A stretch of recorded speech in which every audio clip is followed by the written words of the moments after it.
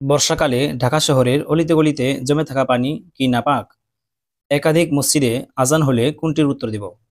দাড়ি কাটা মুয়াজ্জিনের আজান ও ইকামত কি হারাম? মাহমুদ সুমন জানতে চেয়েছেন, বর্ষাকালে ঢাকা শহরের অলিতে গলিতে যে পানি জমে থাকে তা পাক নাকি নাপাক? এ পানি শরীর বা কাপড়ে লেগে গেলে কি করণীয় এবং তার হুকুম কি? বর্ষাকালে ঢাকা শহরের যে সমস্ত পানি জমে থাকে এটা থেকে সাধারণত দুর্গন্ধ বের হয় এবং পানির রং পরিবর্তন হয়ে যায়। যদি এমনটা হয়ে থাকে তাহলে এই পানি নাপাক। শরীর এবং কাপড়ে যদি লেগে যায় এবং নামাজ পড়ার ইচ্ছা যদি করে তাহলে অবশ্যই এটা ধৌত করতে হবে এবং পরিষ্কার করতে হবে। পরিষ্কার করেই নামাজ পড়তে হবে।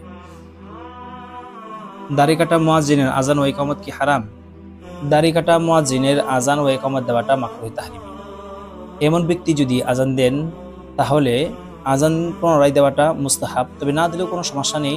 অবশ্য বর্তমান যুগে বা বর্তমান সমাজে দ্বিতীয়বার আজান দিতে হবে না, তবে একামত দ্বিতীয়বার না দিলেও চলবে, কোনো সমস্যা নেই।